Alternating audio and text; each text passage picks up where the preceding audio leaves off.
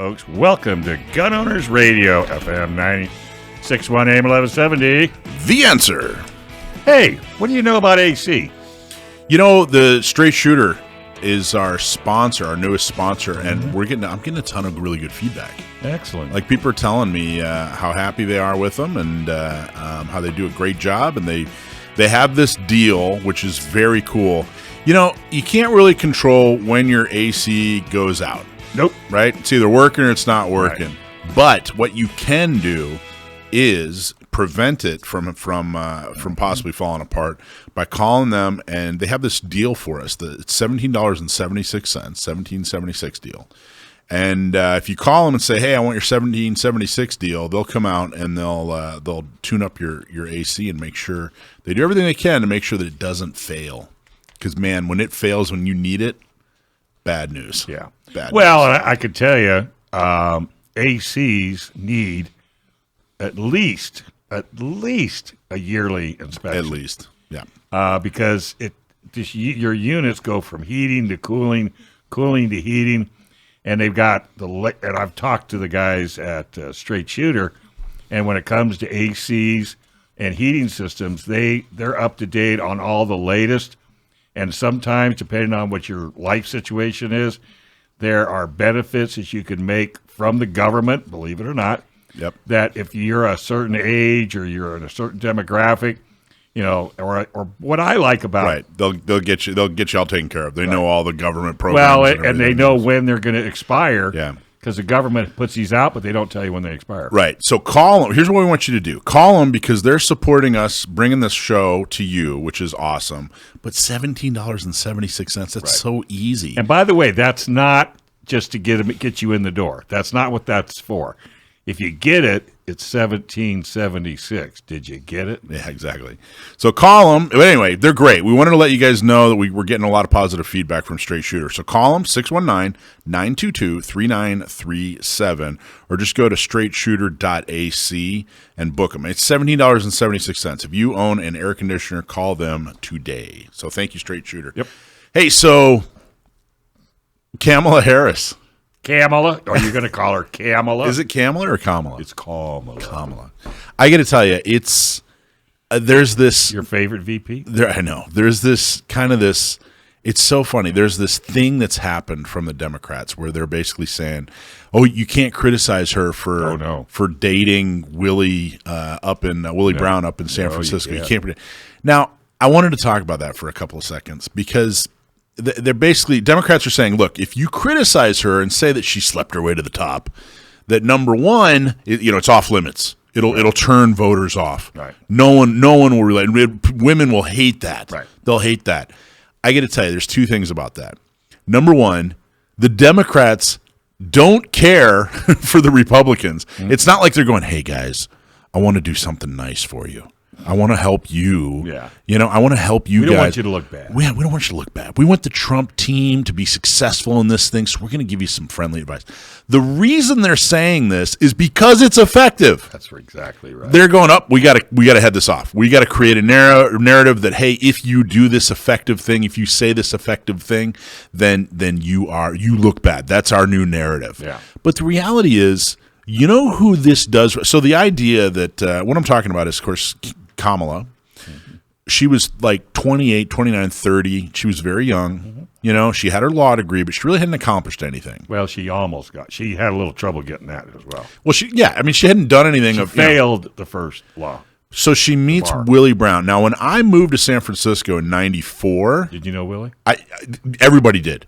Everybody did. Like, I was in that city. I was 18 years old. It was 1994. I didn't care anything about politics. I didn't know anything about local politics. I heard of Willie Brown. Like, he was that famous in San Francisco. Mm-hmm. So she meets him, hasn't accomplished anything, hasn't done anything of any consequence.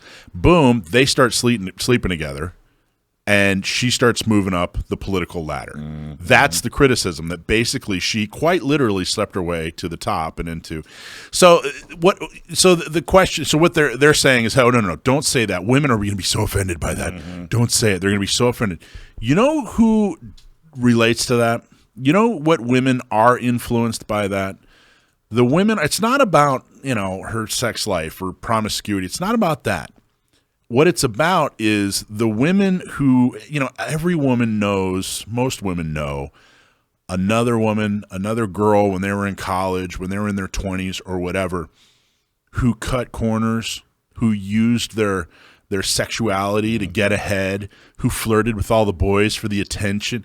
The majority of women worked hard, did what they needed to do on their, earned what they needed to earn on their own merits, and resented women who, took shortcuts. Yeah, went to work for Hooters, right. or took some strip bar job or something like that, and flaunted it and had all these guys and hee ha, look at us. Those women resent those women. Sure. You know what I mean? The majority of women resent, and that's exactly who Kamala is. Yep. That's exactly who she is. She's a woman who took shortcuts. Yeah, she leveraged her sleeping with this guy. Again, no one cares that she's sleeping with a guy. Everybody's had a boyfriend, a girlfriend, whatever. Everybody's had a significant other. Everybody's, it's not that. It's that she didn't earn what she got. The way she earned it was through her sexuality. Yeah, well, she didn't even earn the VP. And by the way, we actually have a woman here now. What do you think? Am I anywhere near? You've never heard this rant before. I haven't. So what are your thoughts? So you were surprised when you walked in the door?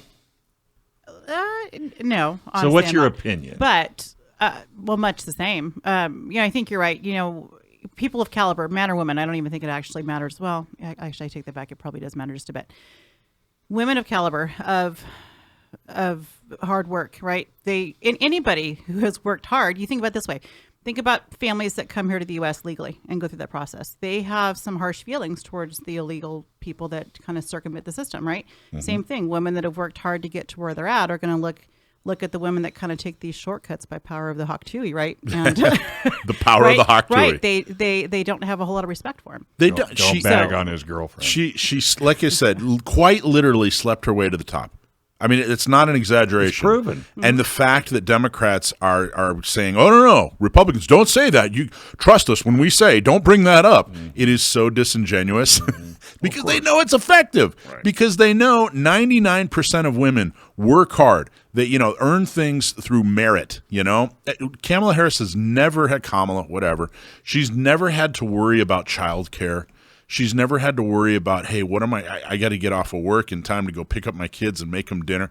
Women can't relate to Kamala. She's not relatable. What they do relate to is the criticism that, hey, she didn't have to work for it. She just slept with a guy, She just tee-hee-heed her way to the top. And so I got to tell you, if you're a Trump fan, do not shy away from criticizing Kamala for not earning what she got, because I'm convinced that the women I know, the women I've been exposed to in my 48 years, are proud of the fact that they earn what they got. Well, I think, like Alisha said, it doesn't make a difference if you're a man or a woman, but if you earn it, you earned it. If you didn't earn it, then we really don't want to hear about it. And all Kamala earned was a reputation. That's right. Anyway, okay, so I had to get that off my chest. You feel better now? Thank you, guys. I really appreciate it. I don't have to. Well, I don't have to go lay on a couch she's now. President, and she didn't earn that. Well, I got to tell you, if the last thing I'll say about this is, if you think it's going to be easy for Trump to beat her, you are sorely, sorely mistaken. This country will absolutely vote for her if Trump doesn't work hard. The polls say different. Okay, I know you believe the polls. Okay, right? Aren't you a pollster guy? Well, okay. There's only one. I know. You're giving me a hard time. But the only poll that matters is in November, and I'm telling you right now, if they don't do the work, they're not going to win. That's right. The Trump team has to do the work. Yeah. If you're a Trump fan, you have to donate. You have to do all the things that we do at San Diego County Gun Owners for the candidates that we endorse. By the way, Kamala's trying to figure out how to get shot in the ear because she figures it'd be a good bump. Don't you think? She's got to go for both. She's what? She's got to go big. Go big or go home. There you go, girl after my own heart. Hey, if you ever have legal matters that involve firearms, you need California's best firearms lawyer, and that means John Dillon. John Dillon specializes in California gun laws, so put his number on your phone right now, 760-642-7150. That's John Dillon's California firearms lawyer, 760-642-7150. Put his number in your phone right now. Hey, before we introduce our first guest, I want to do a shout-out to Mike White. Thank you, Mike, for donating $10. If you're watching in the chat and you want to donate, please feel free. It certainly helps the cause, helps the show. So thank you so much, Mike.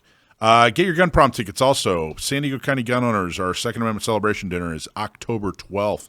So please go to gunprom.com and buy your tickets today. And then, of course, San Diego Gun Show, September 7th and 8th. Mark your calendars. It's going to be at the Center for the Arts in Escondido. That's September 7th and 8th. Please join us. Okay, our first guest is Alex Shay. And we're going to talk about there's a really cool event going on a little down the street, a couple of states, a few states over. Gun Owners of America has their Goals event, which stands for Gun Owners Advocacy and Leadership Summit. Goals. So we asked Alex to come on and talk about it and see if maybe some San Diegans want to hitchhike their way across country and go attend. So Alex, are you there? I'm here. Can you hear me all right? Yes, sir. How you doing, man? Fantastic. It's a beautiful day here in beautiful sunny West Virginia. That's where I'm joining you from on this call today. Nice. Cool. West Virginia. West Virginia is to me, surprisingly beautiful state. Beautiful state. I visited West Virginia for the first time about 20 years ago, and I was just blown away. It is breathtakingly beautiful. I can tell you that it probably hasn't changed much in those 20 years. We have a lot of natural beauty, incredible whitewater rafting, really nice people, and really, really, really relaxed gun laws. Yeah, that's a fact. Really, really, really relaxed gun laws. Now, Alex, talk about so you live full time in West Virginia. That's right. And what is your role there in West Virginia when it comes to Second Amendment? So I'm the West Virginia State Director. I get the awesome privilege of working with our legislature and speaking with our governors or attorney generals to work out what it is we need to do and how we can advance freedom further here in the great state of West Virginia. Wow. Okay, so you make sure that the laws in West Virginia are favorable towards Second Amendment folks. Yes, absolutely. Two pieces of legislation that I was very happy to get across in my tenure here as the state director was HB 4048, which removed penalties for having a loaded firearm in the car. It used to be considered poaching. Now it's just considered an American way of life. So we've completely eliminated the penalties for that. So the reason that was weird is that any time you could have a loaded rifle in your car, they would just be like, "Oh, you're poaching." You could be at Walmart or something, and they would still say that you were poaching. And you're like, "There's not even we're not even in near a forest or something." But that was changed. And the second one, perhaps the most impressive that we've gotten through recently, is we got campus carry through. So effective Congratulations. July 1 of this year, we got campus carry is now effective, in place, la-di-da-di, everybody. We've had constitutional carry for about almost 10 years now, but we just got campus carry across the board. Now, tell us about campus carry. What is that? Is that just colleges, or talk about what does that include?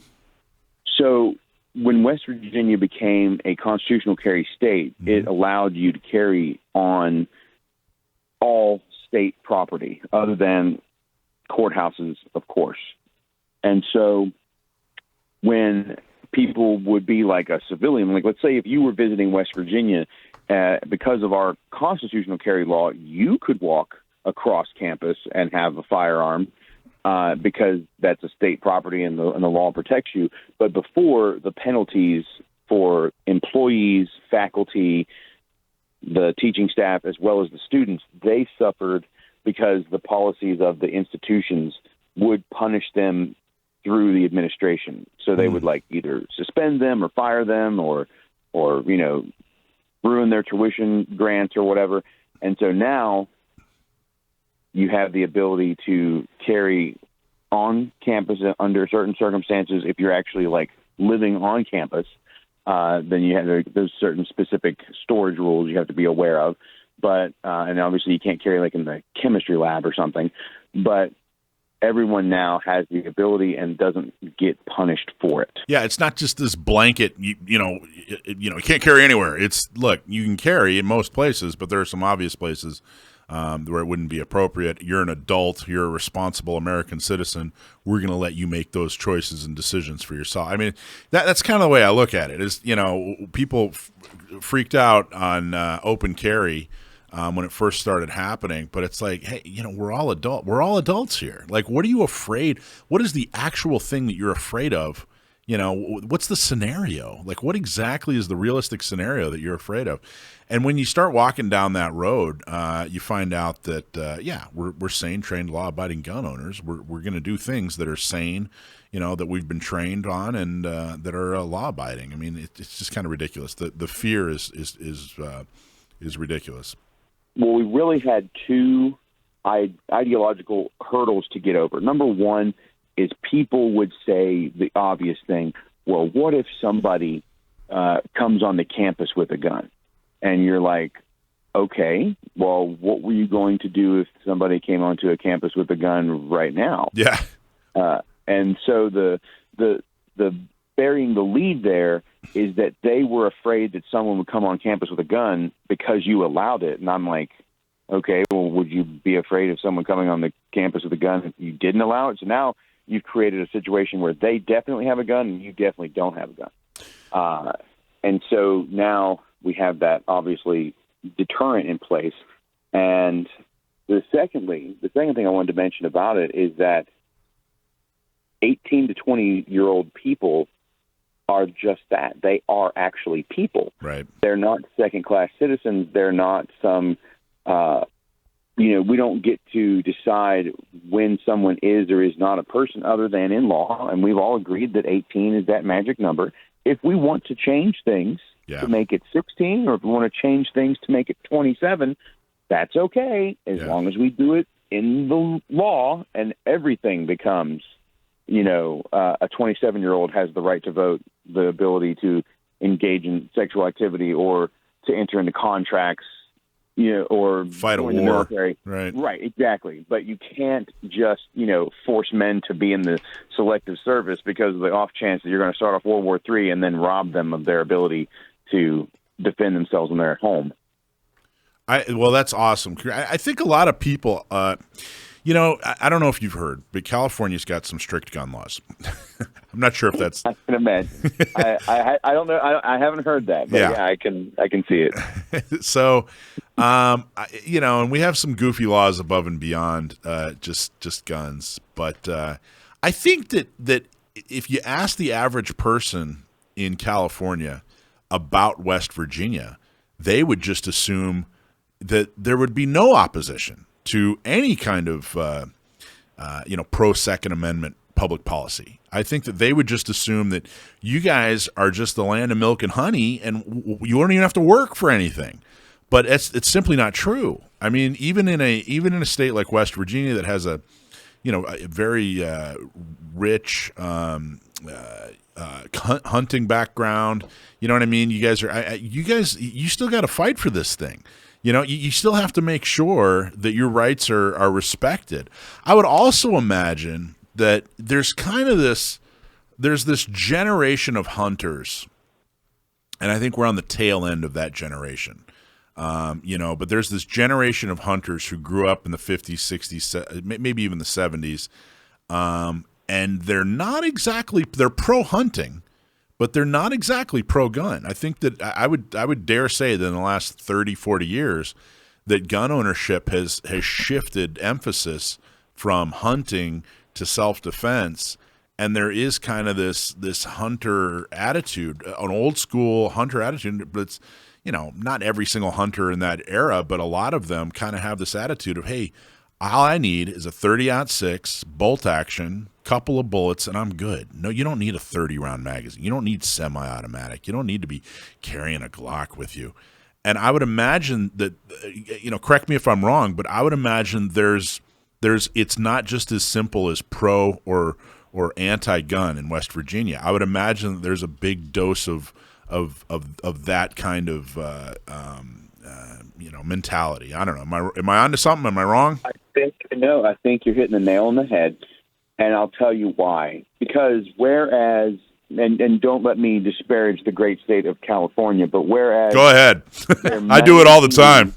there may be a sense of like a black pill type of philosophy, like where people are like, the gun rights are so far gone, like I can't even begin to quantify or fight for them. They just sort of throw their hands up in frustration. Yeah.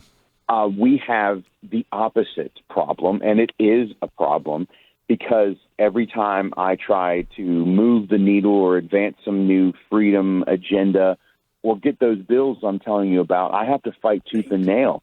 And it takes hours and hours of lobbying and legwork and petitions and signings and events because the people here in West Virginia are white-pilled. They're so believing that their freedoms are never going to be touched and the government doesn't interfere with their lives that they're just like, why would I care? Why would I be involved?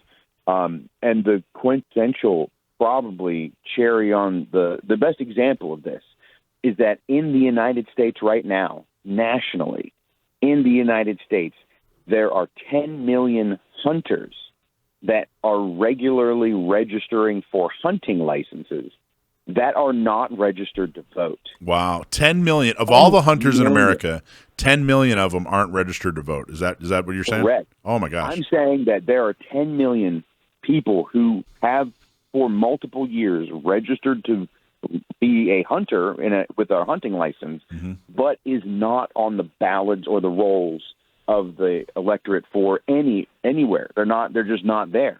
Jeez. And that is a huge percentage. That 10 million people, that's 5 times the population of West Virginia. That we could win every election. We could win every election. Alex, we got to go to a commercial. Hang out with us. We're gonna talk to you in the next segment too. Well, California gets a lot of heat for bad gun laws, but the fight for the Second Amendment flows right through San Diego. The Second Amendment Foundation is bringing the Gun Rights Policy Conference to San Diego on September 27, 29 in Mission Valley. This is your chance to listen and meet with the activists and influencers on a national scale in our own backyard. Speakers include friends of the show, Charlie Cook, Riding Shotgun with Charlie, Masood Ayub, John Correa, the Active Self-Protection, our very own John Dillon, Alan Gottlieb, Tom Grisham, and from Gun Talk and more. Yep. Register for a free at saf.org/GRPC. We're going to talk a lot more about that too, by the way, as it approaches. September and October is a very busy month for Second Amendment folks here in San Diego. We've had a busy couple of months, so stay tuned. Okay, Alex. By the way, what's the population of West Virginia? 1.7 million. 1.7 million. Believe it or not, San Diego County is twice that population. I don't doubt it. Isn't that amazing? We have San Diego County gun owners. We do what you guys do, but just on a county level. But we have 18 city councils. We have 3.5 million people, 3.4 million people in the county. It's crazy, man. It's crazy. Thank you so much for doing what you do. It sounds like you guys are doing an amazing job, and you're amazing at it. Let's talk about goals. Talk to us. Tell us everything we need to know about the Gun Owners of America's goals, which is Gun Owners Advocacy and Leadership Summit. Yeah, absolutely. So first and foremost, that's going to take place in beautiful, sunny Knoxville, Tennessee. It's going to be the 17th and 18th for all Gun Owners of America members. So if you are a member of Gun Owners of America, you get in the door for free. That's lottie-dottie everybody. So if you're already a GOA member or life member, you can pre-register at gunowners.org. The very top title bar is going to have the goals register link there. You cannot miss it. If you are not a GOA member, that's okay. You can become one online at gunowners.org, or you can sign up at the door. It is a one-time, non-reoccurring $25 charge. It's good for the entire year. If you want to do the year-by-year, you're also free to enjoy or entertain the possibility of lifetime membership. You can do it in a lump sum, or you can do it in a pay as you go, $25 for a couple of years or months or whatever it is tickles your fancy. But I generally talk about the yearly, $25 a year, non-reoccurring. We don't send you a bunch of junk mail. We don't call you on the phone. We don't try to give you a Chinesium bag or a Chinesium knife or raffle you a truck. We just fight every day, every way for your inalienable human rights, for the Second Amendment. And we also advance that agenda not only through the legislations, but through the courts. That's awesome. What are you personally, Alex, hoping to achieve at goals? Talk to us about some rubber meets the road stuff. What are you hoping to see or hear or do? Well, it's really two or three things. Number one, goals is about gun owners advocacy, and that really, really, really is who we are. So I consider myself a real radical dude, and I'm trying to make more radical dudes. I need more people in the American population to understand the actual processes that occur in government. So it's not about learning like a civics lesson. It's more about how to become engaged, how to become active. So we're going to be having activism training in a way that you really haven't seen anywhere else before. I mean, when you go to other shows, there's a lot of training there. Sometimes it's a training seminar for self-defense. Sometimes it's compliance for ATF. Ours is going to be about how you, fine citizen, can actually get engaged and become the thorn in the side of your politicians when they do things that you don't want them to do, but you're also there to be that ray of sunshine and praise when they do the things that you need them to do. So we're teaching you how to actually start moving that needle. We have a constitutional republic, and that constitutional republic only functions if the actual citizens are involved, educated, and active. Because we've lived in this white picket fence, leave it to beaver type world for the past 60 years, the American population has sort of just left governance to the people in government, and that's not the way it is. You can't bury your head in the sand. And as much as we would like to believe that everything is about the white picket fence and going to church and having a job and following the law and keeping your head down and being a good citizen, that's not what being a good citizen is. Being a good citizen is being well-educated and actively engaged in the processes of lawmaking, at the jury box, on the soapbox like you and I are right now. You have to be engaged, you have to be discussing ideas, and you have to be well-read, because you cannot assume that they're going to do what's in your best interest, because, quite frankly, they're not going to. What's by the way, amen to all that. It's I got to tell you, we're the country. I say this all the time. We're the country of the self-governed, and that's not a spectator sport. Can't be a fly on the wall and expect to maintain the level of freedom that we should have. What's like a tip? Like if someone was just, what's one tip you give an activist? Hey, I want to be a better activist. What do you recommend? The number one thing I would tell someone to become a better activist is you have to read. It's very sad but true. You're going to have to read. You're going to have to read books like Confrontational Politics. You're going to have to join organizations like GOA or Second Amendment Foundation or Firearms Policy Coalition. You're going to have to do that, because you're going to have to surround yourself with other people that believe philosophically, morally, ethically in your ideals, so that you can have those conversations, so that you can have the ability to conversate with people who don't have those philosophical views. So you got to dive in. You got to dive in deep. You got to immerse yourself in the culture of freedom. You got to understand the language, and you got to start learning about how legislatures work and how the courts work.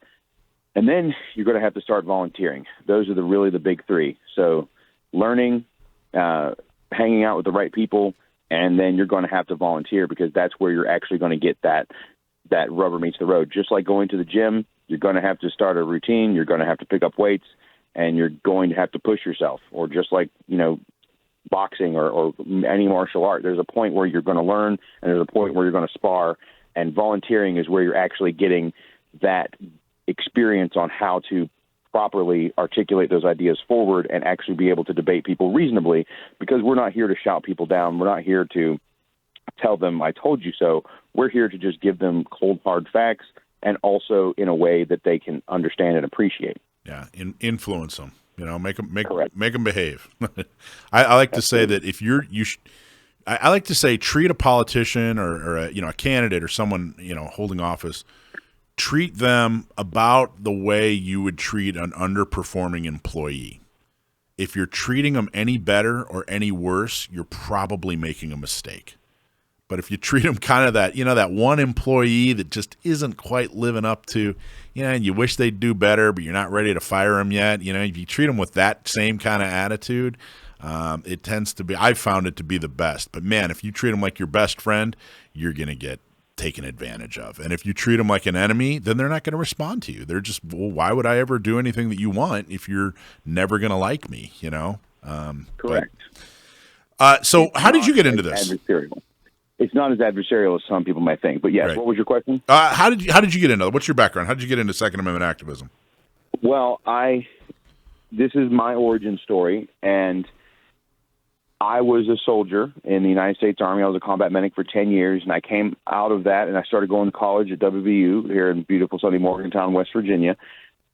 And after a while, I ended up getting a job as an event coordinator at a firearms range. And I was always, as a West Virginian, guns are sort of ubiquitous to our culture, so we're not pro-gun or anti-gun. We just have guns, and it's a part of who we are from the beginning of our lives to the end. And it was only then that I found out that, people were trying to take those rights away. And the event that really opened my eyes was the events of Mandalay Bay in Las Vegas. When that event happened, it occurred to me that there was going to be a significant backlash to that. So I joined a different organization. Let's just say that it was an organization that negotiates your rights away. And I spent about $500 on that membership. And 1 week later, they wrote the bump stock ban, and they promoted it to the Trump administration. So needless to say, I was very upset.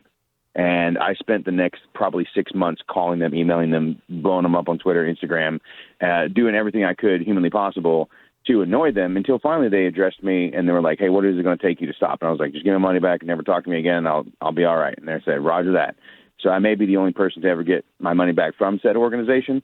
But I took that $500 that I got back, and my supervisor, his name was Andrew Dobbs, he told me that if I wanted to be a part of the only gun rights organization that ever was no compromise, that ever had my best interest at heart, it would be Gun Owners of America. And a little bit spiteful from my previous experience, I definitely did the research, and I looked and I looked and I searched and I searched, and I could not find an example of Gun Owners of America turning on their ideals or compromising in their position or anything like that. I saw a lot of negative things written about Gun Owners America, but the negative things I saw were written from the perspective of anti-gunners. Right. So for me, that was sort of like, okay, that's good stuff. So I did join the organization. I joined as a life member, and that was, years and years ago, probably 8 years ago at this point in time. And I started calling them. They didn't know who I was. I just said, hey, I'm a life member. Here's my membership number. I would like you to send me some brochures so I can preach the word of GOA. And they're like, yeah, sure, cool. How many would you like? I'm like, I don't know, like 200, 300. And they're like, okay, we'll send you 100. And I was like, all right, thanks. And I just kept doing that every week for almost a year. I had signed up over 750 people on my own. Awesome. Before they were like, who is this person who keeps calling and asking for swag and stickers and patches and brochures and hats and T-shirts? And I was just like, yeah, send it more. Well, now, to be fair, I was cheating. I was working at a multi-million-dollar gun range. Okay, so I had access to really, really, really motivated people who were, sort of like shooting fish in a barrel. But I was really moving the needle. And then they secret shoppered me. They audited me without, they showed up and were like, hey, we're here to do this thing. And I was like, oh, cool. Would you like to sign up for GOA? And they thought that their cover was blown. But no, I was like, okay, gave them the tour, told them about GOA, wanted them to sign up. And they're like, no, we're familiar with GOA. We work for GOA. And I was like, so you're not signing up for them? So, Alex, that's awesome. You sound like a true patriot, my friend, and I really appreciate everything you've done for the Second Amendment. What's a website that you want people to go to, whether it's about goals or GOA or whatever? What website should we drive people to? This is gunowners.org, so definitely go to www.gunowners.org. That is the website that's going to have all the information about goals. And once again, just talking about goals, it is going to be fun for the whole family. It's going to have a lot of activism training. but it's going to be a lot of fun. We have John Lovell, the Warrior Poet's going to be speaking. Brandon Herrera is going to be there. I believe we'll have appearances by Ted Nugent, Rob Schneider, Oliver Anthony. They're all going to be there in some kind of capacity, whether it's performing or speaking. It's going to be 2 days of fun, and we're expecting to have a couple tens of thousands of people come through, and we're looking forward to having everyone from sea to shining sea show up. Thanks, Alex. Hey, if you want gear at an affordable price, check out Condor Outdoor. Whether you're a military professional, a law enforcement officer, or simply an avid outdoorsman, Condor products are designed to be versatile, durable, and above all, reliable. So if you're looking for the best in tactical gear, look no further than Condor Outdoor. Use code GOR for 15% off on their website. That's condoroutdoor.com. Use code GOR for a 15% discount. Hey, so we got a couple things we want to talk about. I want to talk about partisanship and what that means. But before we do that, I wanted to talk about some local stuff. First off, our San Diego County Gun Owners Board is meeting tonight. Right after the show. Yes, sir. Right. And we're going to vote on a voter guide. So we should have the voter guide. Thursday's email should have our voter guide. You're going to be up late tonight. I'm up late every night. Good. Second Amendment never sleeps, Dave. But quit yawning, Alisha. We'll have that voter guide on Thursday, and then as soon as Saturday, the gun shop tabletops will have hard copies, and then of course at the meetings in August, you guys all need to attend. If you haven't attended a meeting in a while, if you always attend the meetings, if you attend meetings every once in a while, whatever the case, you got to show up on in August to the meetings. August which? August. You have them it'll be north, south, east, and west. Yeah, the regularly scheduled meetings, which I guess are I don't even know yet, but the 20th, 21st, and 22nd. Okay. 20th, 21st, 22nd of August. It'd be North County Shooting Center on the 20th. 21st is Poway Weapons and Gear, and then the 22nd is LaBella's Pizza. If you make your decision based entirely on pizza, go to LaBella's. What happened to the butcher shop? Well, that's a whole different thing. Oh. That's invitation only. I'm a 10 ringer. That's right. You got to be a 10 ringer to make it there. But you got to actually show up. Are you a 10 ringer? Kind of. Yeah, you are. You're a 9 ringer. So anyway, I wanted to talk about that. The other thing I wanted to talk about, the big race. So there's a couple of big races. Every race is important. Everybody needs volunteers. You got to take the steps. You got to make but there are a couple of key races I want to talk about real quick. One is, of course, Jim Miller. We've had him on here a couple times, and I went to a fundraiser, and I got to meet Marshall Falk, which was really cool. That was awesome. He needs your help. We're definitely going to focus in on that race. The other one, Falk? Yeah, no. He'll win any race. That guy's so fast. No. Football. Jim Miller. Jim Miller's in Cajon Valley at the school board. The other one, and of course, Miller versus Bonta, the assault weapons case. But the other one I wanted to talk about is a little bit Kevin Faulkner. He's running for County Board of Supervisor. He's running against Tara Lawson-Raymer, and she is as anti-gun as they possibly come. Kevin is going to be there for us. We just need to get him elected. Tara is an absolute soup sandwich. Most recently, I just was reading today, she has missed. So when you're county board, you have a couple of meetings that you go to, you and the other 4 board members. You get paid? They get like $150,000 a year. It's a full-time job. It's a very important full-time job. There's a lot of things they do in the county that affect your everyday life. But then there's a bunch of committee meetings, and the committee meetings is where, that's where the sausage is made, right? That's where, she's missed 74% of them. Then why should we pay her? Exactly. There are important committees that make decisions about your everyday life that she has never showed up to, not one. And she's missed 74% of the meetings that she's supposed to go to. So even if you know some folks that I don't care about guns, okay, care about the quality of government and leadership, vote for Kevin Faulkner for sure. But anyway, voter guide. So I wanted to touch on partisanship because this comes up a lot. And I wanted to really clarify, we are a nonpartisan organization. And what does that mean? Well, it means that we are not beholden to either party, any party. any of the parties, Libertarian, Republican, Democrat, it doesn't matter to us. If we were partisan, then we would only care about a particular party. Like if if we had a rule that, hey, we only endorse Republicans, that's being partisan. But I just know, like, some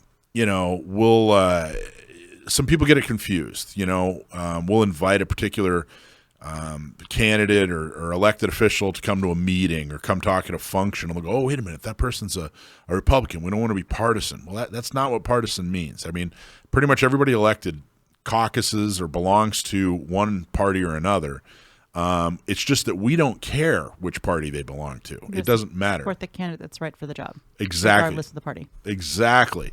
We're not beholden. We don't have any kind of rule. We don't give special consideration because they're a Republican. We don't hold it against them that they're a Democrat.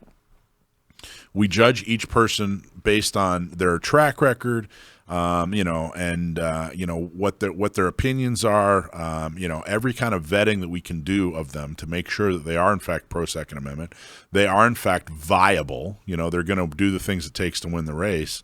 And they have some kind of list of accomplishments, and of course they have no character issues.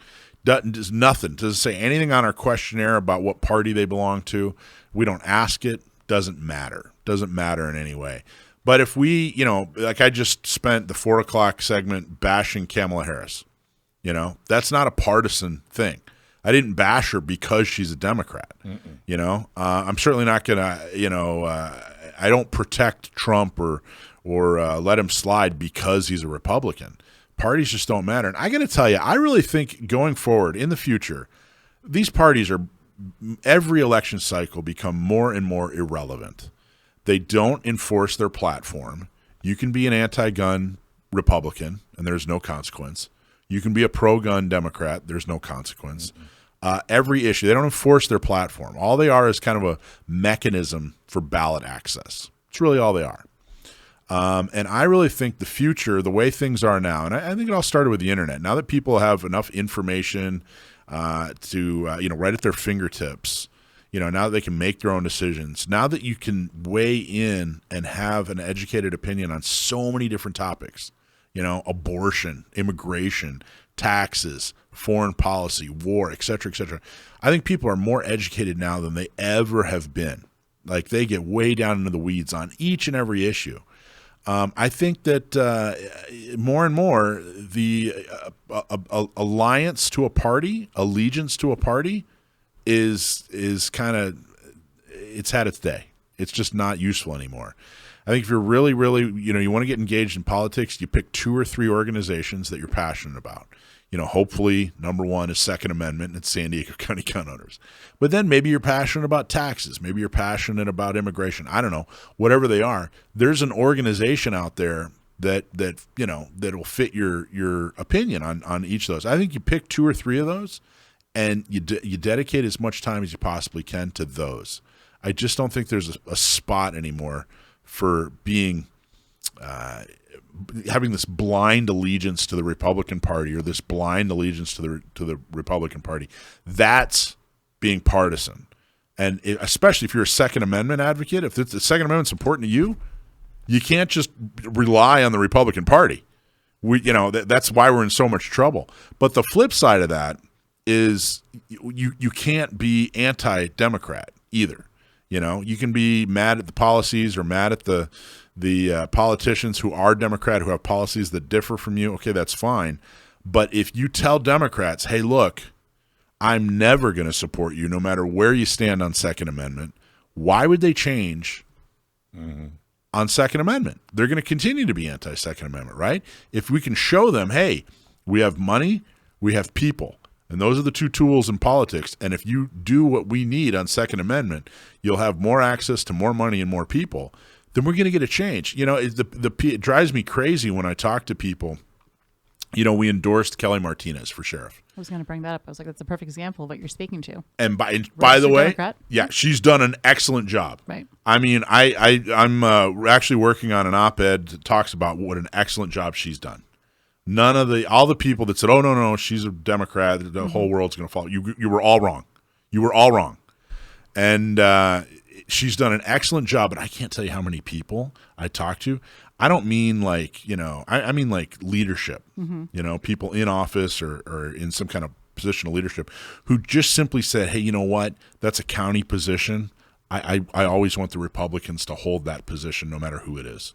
Like if the Republican was a sheep in wolf clothing. He wasn't what he appeared to be. I think it really lends to your whole point of you got to pick the better candidate and not look at the party, because just because they're registered as a particular party means absolutely nothing. The people who said to me, Mike, I'm supporting this guy only because he's the Republican and I want the Republicans to have power in that seat.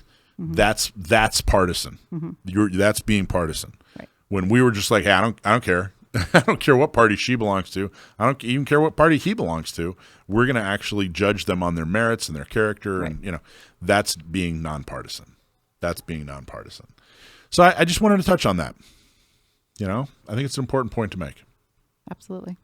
And I think that I really do think my goal with San Diego County gun owners, and I truly pray it's achievable. My goal is that both parties, both candidates, every candidate in every race in San Diego County one day is so strong on the Second Amendment that we don't have anybody to endorse, that everyone gets endorsed. There's no one that's better than the other. And then hash it out over budgets or whatever, some other subject. But if we can get to the point where everybody is going, yeah, you know what, I don't want to destroy the Second Amendment. It's important. It saves lives. It's a fundamental right. That's my goal. You can't do it if you're partisan. Hey, if you're a gun owner, you need legal protection. Even if you do everything right, even if you're 100% justified, you should be prepared for the legal battle after your self-defense battle. That's why you need firearms legal protection. When you join, you get uncapped legal protection for self-defense, for civil, for criminal cases, with a 24/7 hotline. Joining is easy. Just go to firearmslegal.com and click on Become a Member. Use code GOR for a discount.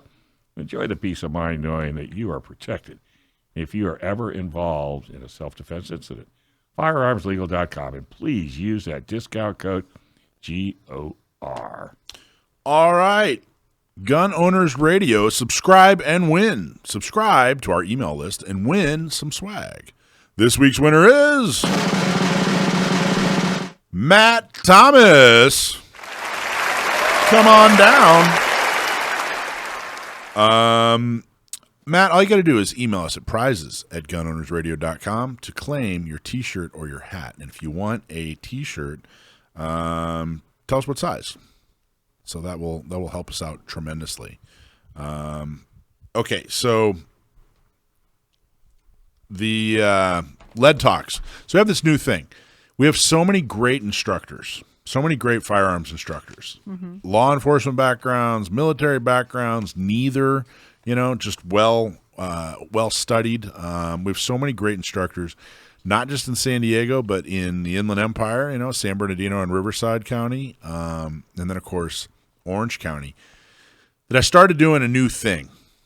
Every Monday night, if you tune in to Gun Owners Radio's social media at 7 p.m. every Monday night, you will see live lead talks. And what it is we give the floor to an instructor, and they talk about something that's important to them, a concept, some kind of philosophy they have around shooting. You get to hear them unfiltered. You get to hear them for free. And tomorrow it is Matthias Quallenberg, who's an awesome dude. I love him to death. Great guy. And he's going to be talking about a foreigner's journey into the gun community. Now, you might remember him from, I did a Magnum episode on our YouTube. He's from Germany. So he moved here, I think when he was like 25. Something like that, yeah. Yeah, he moved here from Germany. And like his story's pretty funny. He like bought cowboy boots and like it was like he had this, be an American checklist. And he worked his way down it until he fell in love with Second Amendment. He's fell in love with firearms in the industry. And it's been such an interesting conversation that I have with him about the Second Amendment community in here in San Diego. And he's gotten involved with San Diego County gun owners. And he's just a wonderful guy. He's so generous with his time. I can't tell him how much I appreciate him. But tomorrow, we're going to get to hear from him, a foreigner's journey into the gun community. All you got to do At 7 p.m. tomorrow night, tune into Gun Owners Radio's social media, like their Facebook page, for example, and you'll see a live stream. So join the live stream tomorrow, 7 p.m. Pacific Standard. I just call it California time. Same thing. Yeah, it's kind of arrogant, but whatever. You're entitled. Yeah, we rule this time frame, time period. What is it called? Time zone. Thank you. Yeah. So 7 p.m. California time on Facebook on our Gun Owners Radio. Okay, so we got a curtain call, don't we? We do. The latest news stories. Insightful perspectives. It's time for a curtain call. All right. So our curtain call today is a real life situation that occurred just a few weeks ago out of Indianapolis. I'm sure everybody's heard of it. There was a road rage incident, and there was a gentleman who got out of his vehicle with his firearm. Jeez. Approached a white pickup truck that he had engaged into a road incident with, and he approached this firearm in hand. I'm sure you've seen the video. I haven't seen it. You haven't seen it. I'm going to show it to you. Dave, have you seen it? Was it all over the internet or all over the news? It's been all over. You must live under a rock. I kind of do. It's okay. So, however, I'm going the but way here's the thing. of Michael. Watch out. So, I'm going to find him. It's Denny's looking for spaghetti. So, but what basically, essentially, what this boils down to is think about this. We're all for firearms ownership. We're all about pro carry, pro self defense, pro all those things. However, this man got out of his vehicle, firearm in hand, approached the other vehicle. I did see this. I bet you did. He's wearing a green shirt. Yep. Keep going, though. Keep going. So he gets out of his vehicle, firearm in hand. As he approaches the vehicle, he had it initially in his right hand. As he approaches the vehicle, he does transfer it over to his left hand.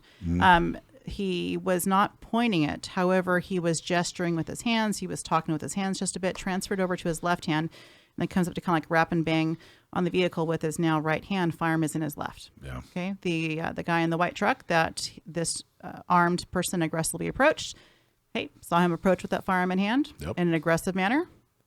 Open fire. Feared for his life. That's So it. the guy in the white truck shot him. Did what he felt he needed to do. Absolutely. Through the glass? Honestly, I don't recall if I you actually would think have to I think if the he window was might have been banging. down. I don't recall. I think it was open. I believe the window was open. I don't know. Maybe, I don't recall remember. either. He That's one tapped thing. on the glass. He was banging on the door or he whatever. Was something, yeah. So he just shot him right in the face. Absolutely. So what do you think? What's your take? So, well, there's so many things to think about. So, think about it this way. So the way the laws are, every state does have a slight variation as to what the self-defense laws are in each state. So here in California, you essentially can't show that firearm anything short of really having What your life state was this at in? risk. Indianapolis. So Okay. Yeah. Now, did he shoot once or did City. he shoot multiple times? I believe it was multiple shots. See, that's where you shots. get in trouble. Not necessarily. I think he got No. then the gentleman, the guy that got out with the vehicle with his firearm in hand, no shots. No. The guy that was in the truck. Honestly, I don't recall the number of shots. Sometimes, when you do the multiple, they try to twist that. In this case, I don't think there was any issue with that at all. But the thing is, anything short of defending your life, defending yourself against death or great bodily injury is really the kind of the threshold that you need to kind of have as far as legally being able to defend yourself here in the state of California. So he's going to have to prove to a jury. Well, he's dead. Oh, No, you no, mean the yeah. guy that defended himself? Right. Yes. The guy, The he's guy's going to have dead. to Correct. prove to his jury that, hey, this guy walking up to me angrily with a gun in his hand, Oh, I don't think he's having any issue. banging on my door, I was in fear for my life. That's what he's Absolutely. going to have to prove. Absolutely. And I don't even think he needs a great lawyer to do it. I don't think so either. I think he's going to be totally fine. I mean, Absolutely that's fine. the question. Really, is if you're in a car, Mm-hmm. stopped in traffic, and there was some kind of, who knows? I don't even know exactly what the incident was. I don't totally understand the whole Maybe incident I don't know, either. but anyway, they're both But stopped. that is They had relevant. some kind of interaction, Right. and the guy gets out, gun in hand, and heads your way to rap on your door. He had the ability. He had the tool. Yep. Right. He had the opportunity because he's approaching your space. Firearm it's a distance tool as well, and he had clearly had intent that was not just simply friendly. So ability, opportunity, intent were all there. But the learning opportunity Mm-hmm. here is, I'm going to guess that the guy who approached the aggressor, Mm-hmm. I'm going to guess he probably had a CCW. I'm going to guess this guy was carrying legally. He wasn't a career criminal. He wasn't. And here's the thing, though. Think about this. First of all, he made the choice. He got out of his vehicle. Yep. Why? That was Because he was angry. yeah, absolutely. He got For out. He whatever was reason. angry, right? His intent was punitive. He was angry. He was mad. He wanted to teach this guy a lesson, right? He got out, firearm in hand. This guy in the white truck that ended up defending himself had shown nothing. He didn't get out of his vehicle. Wise guy, right? I would like to have actually seen him. You're there in the vehicle. What greater defense tool do you have than a gas pedal to go? Yep. He didn't. He chose not to do that. He did choose to defend himself using his own firearm. It's don't approach other vehicles in an angry manner. Right? Don't be that guy. Don't get out of your vehicle. There's no reason to get out of the vehicle. First of all, and approaching with a firearm in hand, you're asking for trouble. You're legally not following the law to begin with. So we don't have an end result. Opening yourself up. So it's still too new. It's still too new. So we know that the guy who made some bad choices got out of his vehicle with a firearm in hand. He did not found out. survive. Yeah, He found out. He messed around. He found out. Won't do it again. Hey, Not Me is for women, by women, and is designed to help women with training, purchasing a gun, and getting a concealed carry permit. And guess what? It's free. If you're a woman or you know a woman who needs help, have her sign up and we'll give her all the help she needs. Just go to notmesd.org. All right, we have our next guest in the studio. Not your first time on Gun Owners Radio, No, definitely not. and hopefully not your last. No, I love it. I love coming on. I promise we'll treat you great, so you'll want to come back. I appreciate that. Andrew Hayes, how are you, my I'm friend? good, brother. How are you doing? Good, from the Lakeside School Board. Yep. And Lovely candidate, Lakeside. lovely Lakeside, Lovely Lakeside. God's country, God's country, yep. and also candidate for. State Assembly, District 75, to represent all of East County. Congratulations! Thank you. Wow. Appreciate that. Yeah. That's going to be a challenge. It's going to be fun, is what it's going to be. And by the way, Sacramento is certainly a horrible place for Republicans. But you know what? We've got to have people up there who want to push back on some of the nonsense. Wow, that's good. Well, you have a rich history in politics. I do. Talk about give us your resume. Yeah, so born and raised first off in East County. Spent the first few years of my life in Mount Laguna. Then my parents decided to move to the city of Lakeside, to the city, right? And then I went to school there, and then from there I went to USD, and that's where I got involved in politics. I started doing grassroots organizing with our local Republican Party, hitting doors and talking to people, and then from there I met some of our local legislators, and the rest is history, if you will. I started working for them, learning a lot, building relationships, and then ran for school board because I was tired of all the nonsense that I was seeing happen in my local Lakeside schools. And quite ironically, in Lakeside at the time, it was like a 4-1 board where when I got elected, I was elected into the minority. There were 2 people who had an R next to their name, but certainly didn't vote that way, and then there were 2 who did not have an R next to their name and definitely voted that way, right? So, I needed to make a change, and I was happy to do that. And now we've flipped the board, and we have a 5-0 board, and we're pushing Really? change forward. Absolutely. People don't understand. We just had a guest earlier in the last hour from West Virginia, and he basically runs. It's like the equivalent of San Diego County Gun Owners, but for the state of West Virginia. And we had a whole conversation where he has to fight all the time for gun rights in West Virginia. Insane. So people don't understand. People think Lakeside or they think East County or El Cajon or whatever. You don't understand. You still got to fight. Andrew, moved the ball forward here by helping to flip a And board. it's so funny because what do you always say? Get involved. Start with the school boards. Get involved. Start with the school board. And he did it. Oh, yeah. You married? Got kids? No, because I'm married to my job of serving people. So No, that makes it even more interesting. Oh, yeah. Because normally you would think that if you join the school board, Yep. it's because you have kids. You didn't even join it for that reason. No, I joined it because I was tired of seeing what all my, I have godkids that are in the district. I Sure. have family and friends Family, that have yeah. kids in the district, and I was seeing what was going on at the board level, and I'm going, we have got to change this. And so we did. And, now we've passed a Parents' Bill of Rights, first one in the county. We're suing the state and federal court over the transgender secrecy nonsense that's going on. I mean, we're going on offense, and that's what you're supposed to do when you Yeah. have a 5-0 board, right? I mean, you're supposed to go on offense. You're supposed to take it to them, if you will. And that's what we're doing. And it took us a while to do that. I mean, I got on the board, and I'm in my second term, and it's taken me, 5 years to unwind all the stuff that they did before that, for 20 years before that. And that's, to your point earlier, where, you don't think that in some of these communities like Lakeside and others that you have boards that are run by one side that we may not agree with. It happens more often than you can think of, and we shouldn't have to have these battles. And that's why I always say, if people want to get involved, start going to meetings and holding these people accountable. Because I'm going to tell you right now, if you don't go, they're going to do whatever they want. And don't complain. If it turns, don't say nothing. That's right. Because if you didn't get involved, if you didn't lock doors, you didn't help, you didn't put signs, you didn't do anything, I'm sorry, but we got to get you moving. We got to get you engaged. And people are mad, and I'm talking to a lot of people right now, and they're mad, but they're also like, well, what can we do? How do we see success? And I say, listen, there's a lot of local success that we've had in East County, and I want people to see what that looks like, right? Beating taxes, what those things look like in local school districts. And so, Where are they mad at? Like what, like real specifically, what, because that's one of the interesting things about my job too, is that I get to talk to people, kind of man on the street, woman on the street, Joe Lunchbox, Jane Lunchbox, what are they really mad at? Well, one, the top thing that I'm hearing about is cost of living and affordability. I mean, that's the top thing I hear about. Everybody's going, it's nonsense that it's too expensive to be here. It's nonsense that all my kids are moving to Phoenix and Tennessee. I'm moving to see them because I don't want to leave here, but I have to leave here because they keep raising our taxes. They keep increasing our fees. They keep changing the names of whatever fee they want to do and take it from a tax to a fee or whatever it is. But they want to continue to raise our prices. They will not. The gas tax ticks people off. The ideas of a mileage tax, pisses people off, quite frankly. They get so angry about all of these things, and it's like, okay, great, let's move the needle. So what state level, federal level, like not necessarily just talking about like just Andrew to Mike, like just in general, state level, federal level, even local level.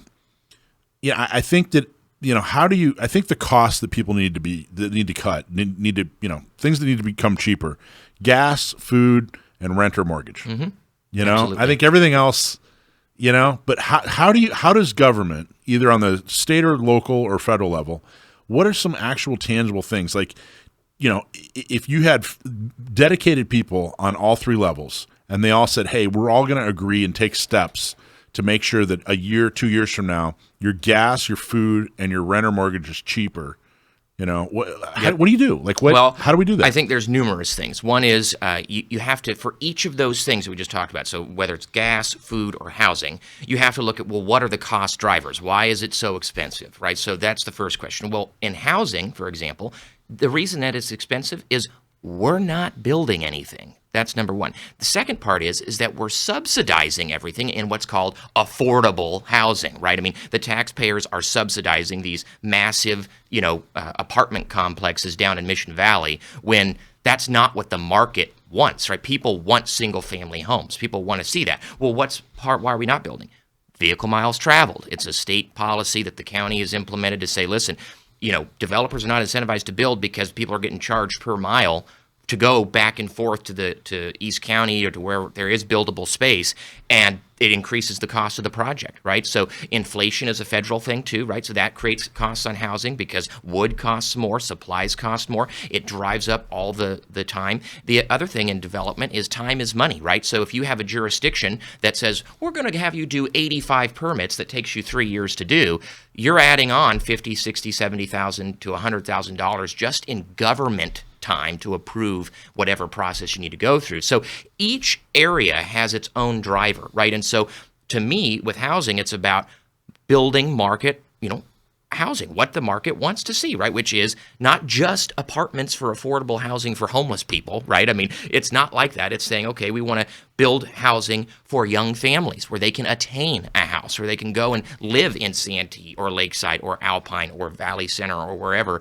and they can have a house that they can afford, right? I mean, that's something that right now it's $700,000, $800,000 minimum for a home, which is a lot of mortgage. That's a lot of mortgage, right? I mean, that's $5,000 a month. I mean, that's insane. So you have to look at all of those drivers. With gas, part of it's the gas tax, but part of it is also the fact that we're electrifying all of this crazy stuff for EV vehicles, and there's money the EV people aren't paying. So we're paying all this gas tax, but we're not. What's happening? The money, where's it going?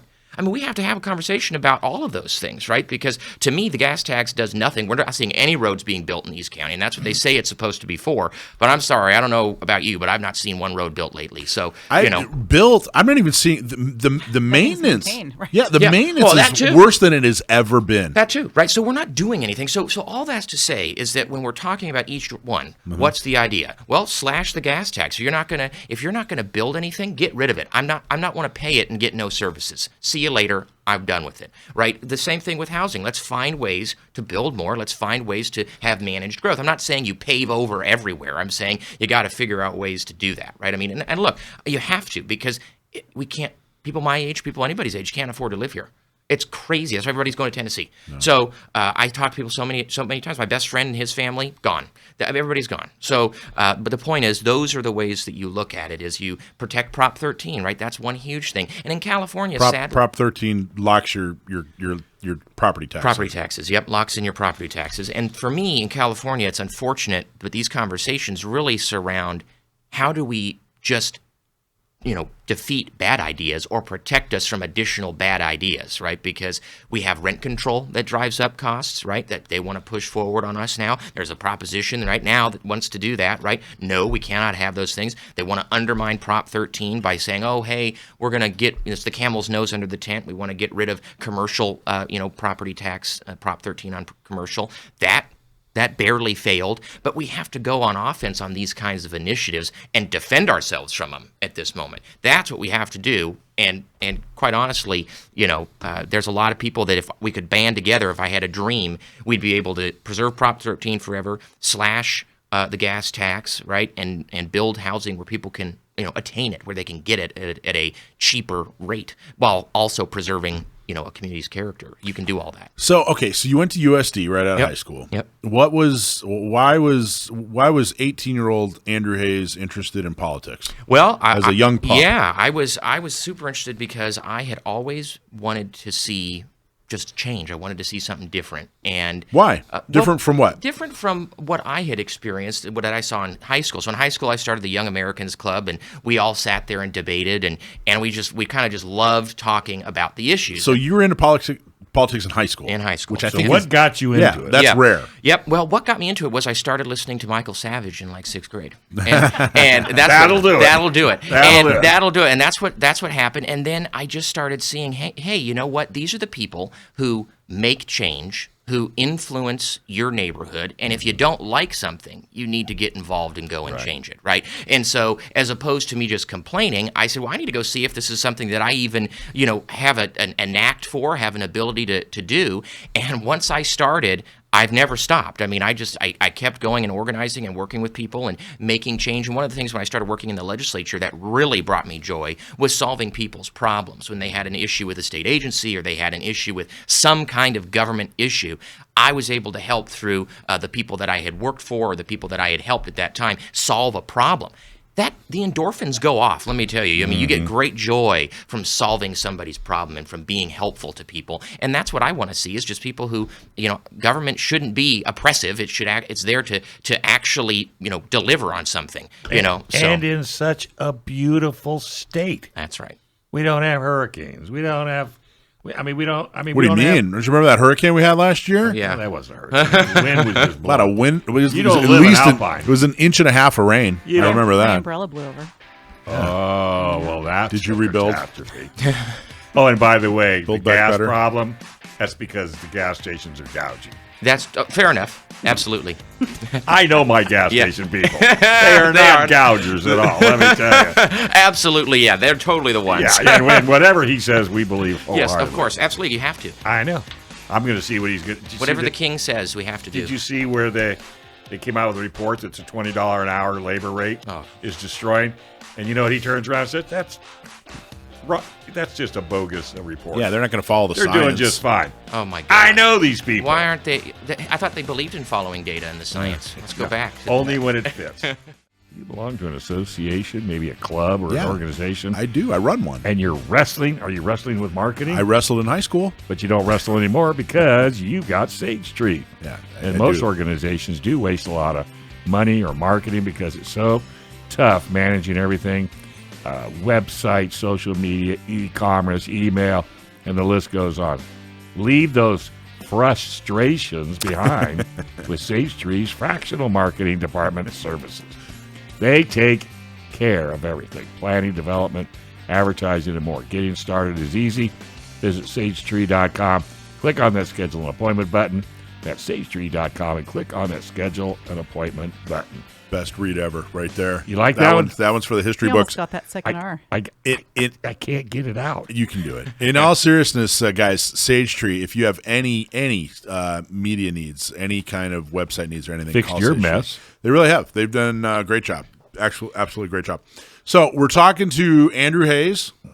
And by the way, I like him more now than ever because he's been fighting the fight for the deserts and all those ridiculous people. Oh my gosh. Well, talk about who you worked for. You worked for. I worked for Joel. I started my career working for Joel Anderson when he was in the state senate. And How many people can say that? By the way, that guy is a most of the factory.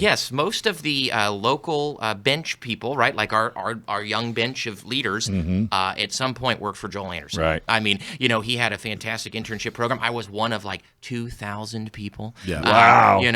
Throughout. I mean, he had a great internship program, and again, it comes from that same philosophy of we need to build a bench. And when I'm elected to the legislature, I want to build a similar program because, you know what? We need to encourage young people to get involved. I'm tired of not having a bench of leaders. Joel Anderson who you doesn't going get up the credit against? he needs. For the legislature, I'm running against Carl DeMaio. And I are head-to-head in this race. Oh, really? Yes, it's that race. So it's that a race. few years ago, they did this thing where they were like, "Look, it's the top 2 vote getters." Yeah. So now you'll frequently, not frequently, but every once in a while, you'll have a Republican against a Republican or a Democrat against a Democrat. Oh. What are they? Is it the jungle primary? It's called the Jungle Primary. Prop 14 put that into motion, and What do you think about it? disaster. I mean, it creates situations where we're not allowed to go on offense and battle our ideas now. In many cases, we're battling each other, or it's 2 Democrats battling each other. And the logic at the time was, we need more moderate Democrats to get elected to the legislature because that'll help us, in Sacramento. And I'm going, I'm sorry, I'd rather have a Republican than a moderate Democrat.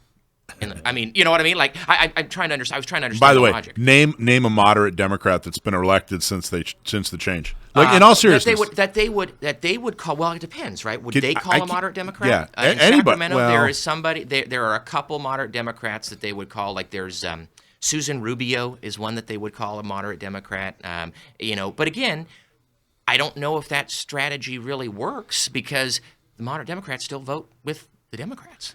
And so I don't know if the idea is you're supposed to have somebody who's willing to work with others, right? That's the idea there. But the jungle primary is quite difficult because sometimes it creates scenarios where it's not productive.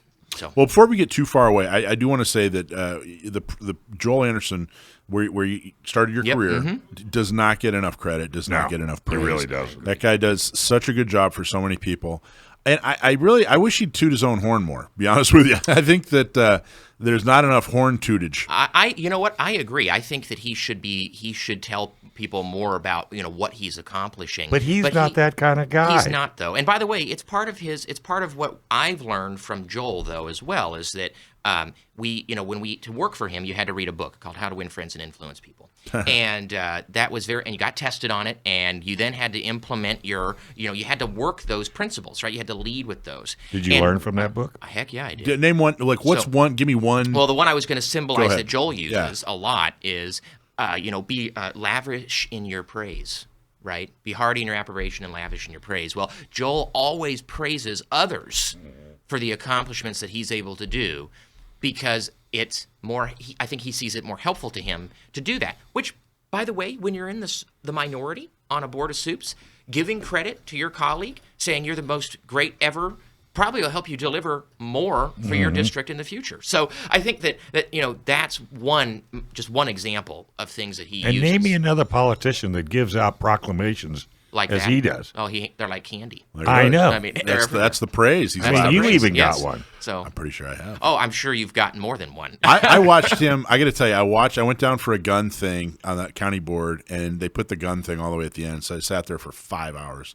Those county board meetings used to be like 2.5 hours. Now they're 5. Now they're like 5. Because everyone wants to comment. Yeah, all the weirdos are coming out of the wood. It's embarrassing.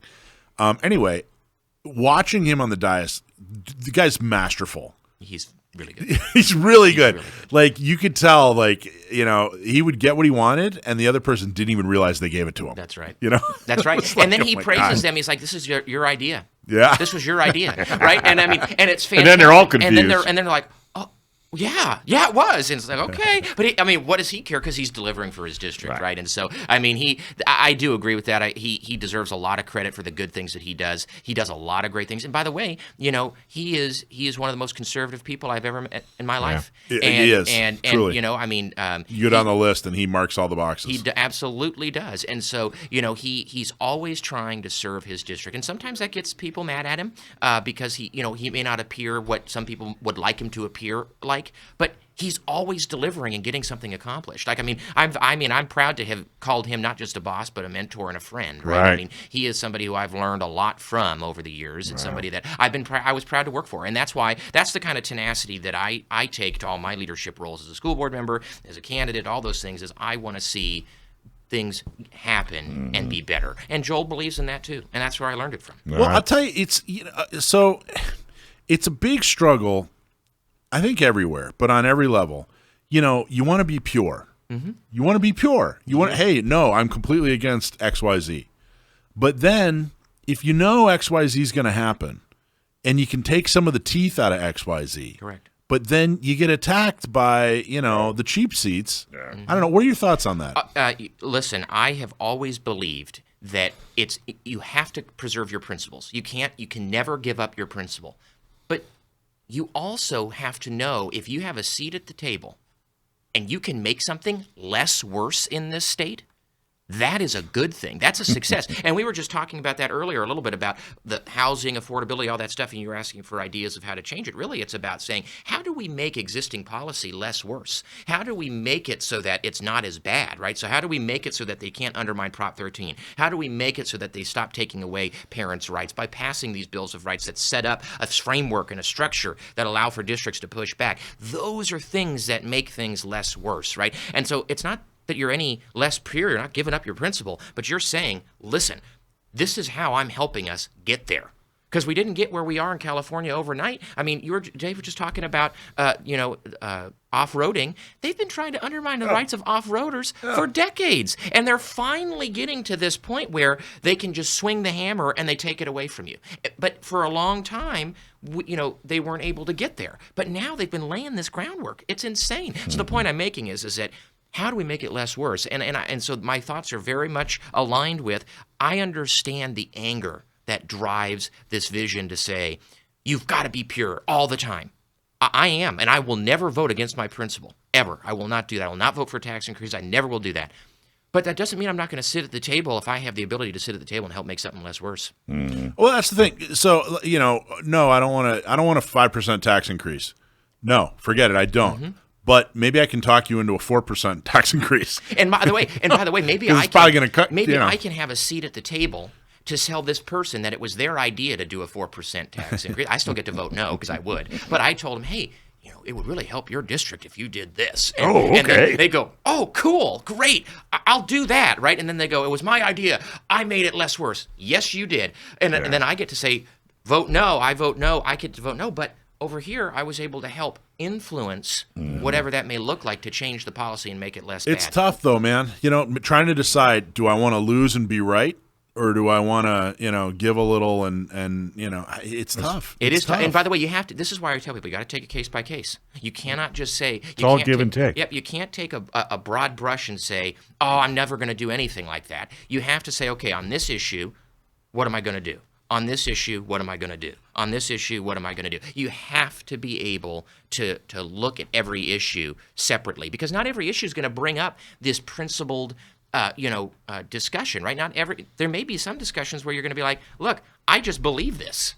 So, and it's just, again, that's where policymakers have to be thoughtful. So talk about guns. Talk about guns. Yep. Why should gun owners care about Andrew Hayes? Well, one is obviously I'm a big Second Amendment supporter, but it's close to my heart because my mom she was a victim of a violent crime when she was growing up here in Claremont, and someone came in and robbed the boll weevil, held her at gunpoint, and so she's always been. She's like, if I had a CCW, if I had something, or if somebody in that room had it, we wouldn't have had to go through the trauma that we went through and that she went through. And I mean, it's really damaged her over the years in the sense of just her, trusting crowds and all these other things. And so, she's been working because of gun owners, quite honestly, on getting her CCW over the past few months. And I told her, I said, hey, go to the website, look at it. So, Second Amendment is really personal to me in that way, right? And I think that everybody deserves to have a right to have a weapon and have a right to defend themselves. And by the way, your Second Amendment right is your fundamental right against government overreach. If government decided to say, hey, we're going to come and take you over today, you get to say, heck no. Yeah, try it. And you get to say, you ain't coming on my property. It ain't happening. And in East County, we love our guns. And as I go door to door, by the way, there are people where I will talk to them, and you can see them come to the door and their hands behind their back like this. I'm okay. I'm a friend. I'm a friend. We I'm a would friend. never I do promise. that in Alpine. What are you kidding All right. me? Are you sure? But no, so all that's to say is I want to see less restriction on guns. I think that all the rules that they're placing on people, they don't even enforce existing law. More than they want to create crazy, more new laws. Oh, they want more. They want more. It's like, I'm sorry, if you just, they say, well, gun owners, they need to be safe and all this. They are safe. They're some of the most safe people I've ever seen in my life because they respect the weapon. I mean, it's very important that people understand. So. We've always been helpful to San Diego County gun owners. I thank you for that. Yep. You've always been helpful to me personally too. Appreciate I thank you for that. Yep. I think it's more your commitment to the Second Amendment and San Diego County gun owners. But I like to believe it. I was a part of that. Yes, you were. Absolutely, you were. So. See, make him feel like he made the right decision. He absolutely is. Absolutely. All right. So again, if people want to help you out. Yep. ElectAndrewHayes.com is the best way to learn more about me, and you can look up there and Andrew Hayes, ElectAndrewHayes.com. All right. And you're gonna stick with us for the next segment. And you're gonna read the you got Stump a My job. Nephew question. Okay. Yeah. All right. Have you ever heard this guy? No. My nephew. Oh, it's his nephew. Okay. We do not. I don't know the question. Who came up with this wimpy question? Okay. I don't know. We might Well, I change think it. it was We have a few minutes. To Mike figure from that out. Mira Mesa. All right. Well, we'll have to check Okay. him out. Hey, have you been keeping your guns clean and lubricated the way you should? No. Hopefully you went to the Seal 1 event, but you probably didn't if you're listening to this.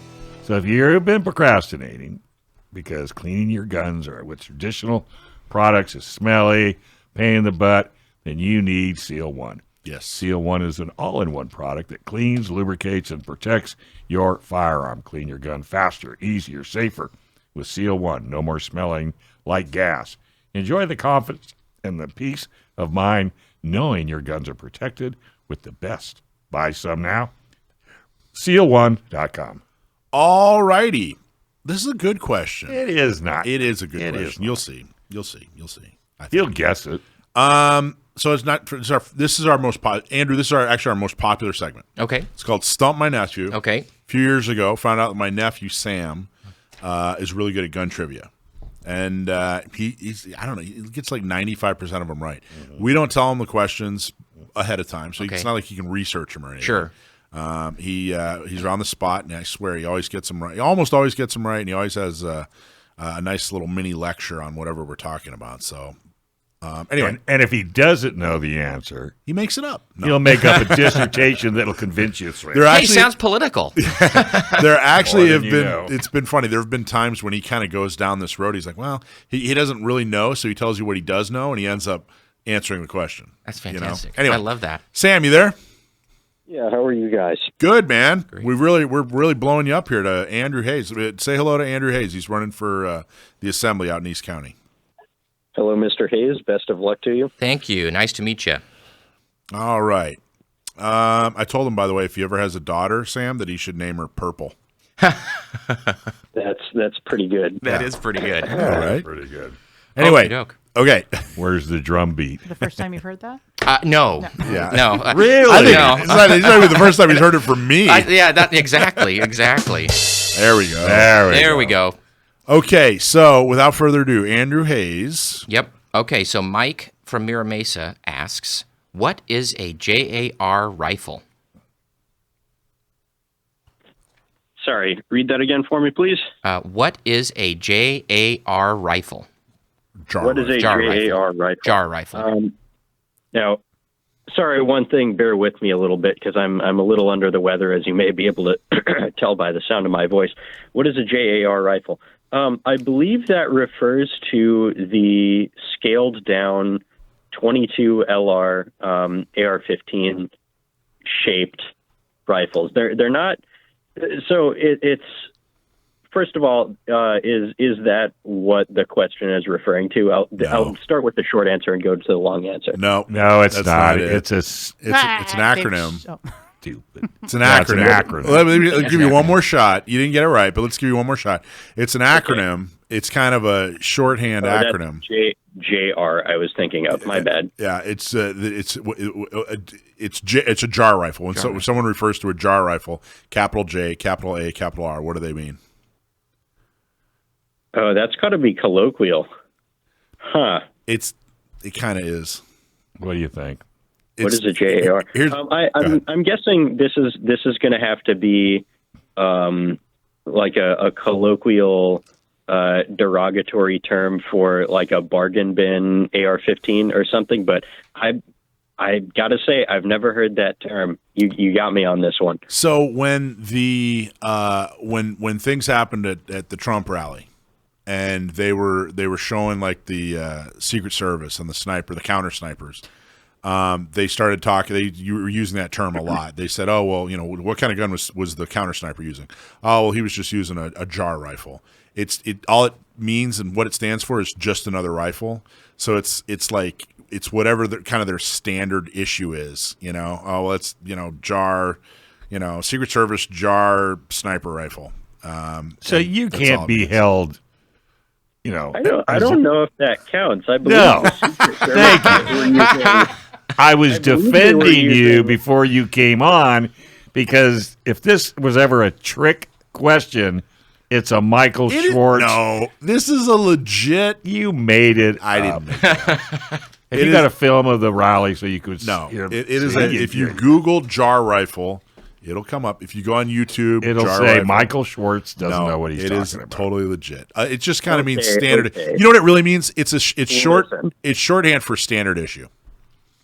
Listen, those Secret Service guys, if my information is correct, those Secret Service guys were using Accuracy International chassis-based rifles, which are definitely the polar opposite of just another rifle. Just another rifle would be like a Remington 700 conversion. Accuracy International is like the Cadillac of precision rifles, back when Cadillac was worth something. Yeah, it was. Probably 300 Win Mag, you think?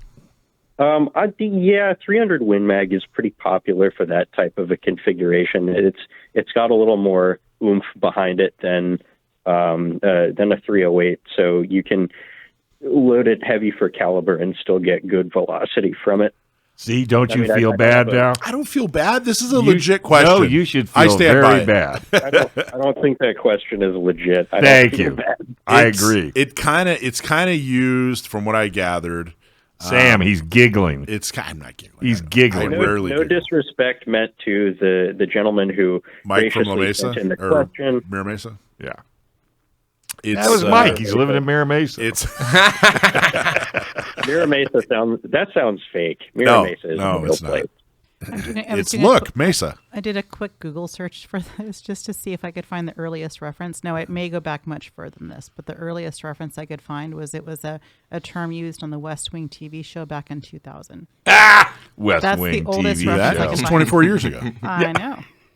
Oh, and you believe everything on TV. West Wing, that's a legit. That's definitely legit. That's the oldest reference I can find. Sam, I'm behind you on this one 100%. I don't care what he says.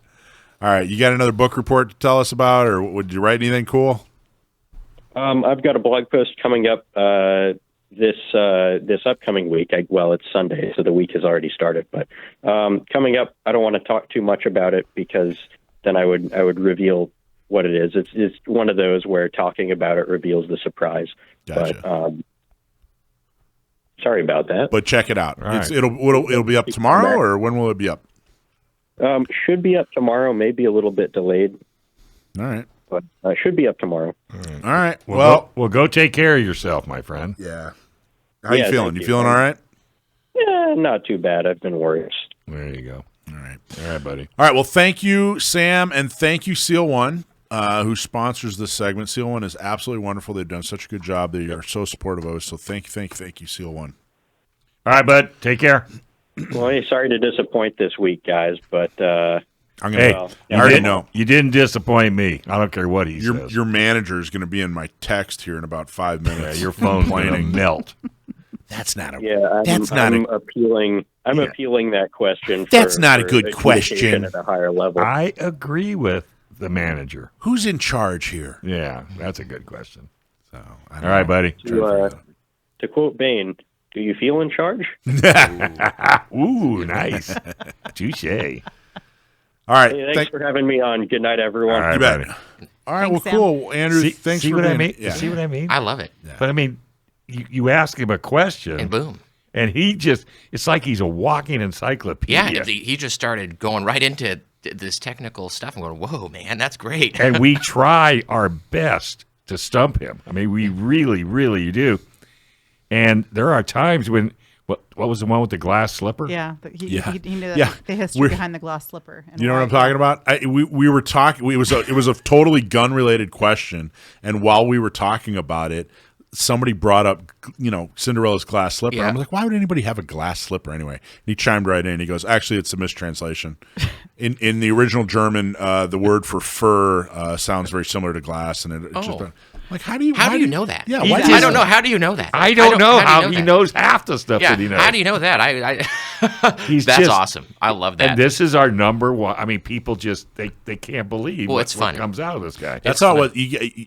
That's how it was. Seriously, it's DNA. That's how it was growing up with my dad. My dad was that guy too. Okay. Where we're sitting there, and I'm like, "Hey, why is this the way it is?" And blah blah blah, and you get this whole conversation, 10-minute dissertation. yeah, a whole dissertation on the cosmos or whatever. And He wasn't a lawyer, was he? Your dad? no, Okay, no, good. he was a doctor. Okay, there you go. And it's funny, he keeps traveling with him for like 3 weeks at a time, and he comes back with a plethora of knowledge.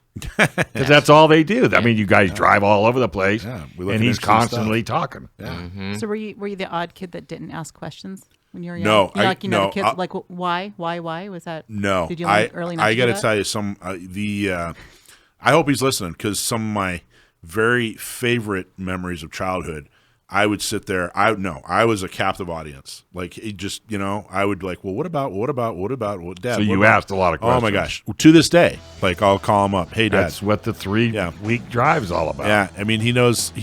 I tell people that he knows enough about everything to have an intelligent conversation with any expert about anything. That's amazing. So, yeah, that's my old man. Andrew, been a blast having you in. Thank you, guys. Really appreciate it. And good luck on the run. Appreciate it. I don't think anybody, will have more fun chasing Carl DeMaio. No, we won't. Yeah, that'll be a thrill. It'll be a thrill. Okay, buddy. Thanks for Thank being on you. the show, Yeah, man. appreciate it.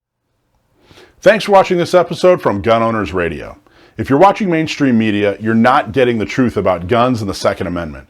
Gun Owners Radio is the easiest way to stay on top of the Second Amendment fight, the fight for your self-defense rights. You can watch our live stream on YouTube every Sunday from 4 to 6 p.m. California time, or if you're in San Diego, AM 1170, FM 96.1, The Answer.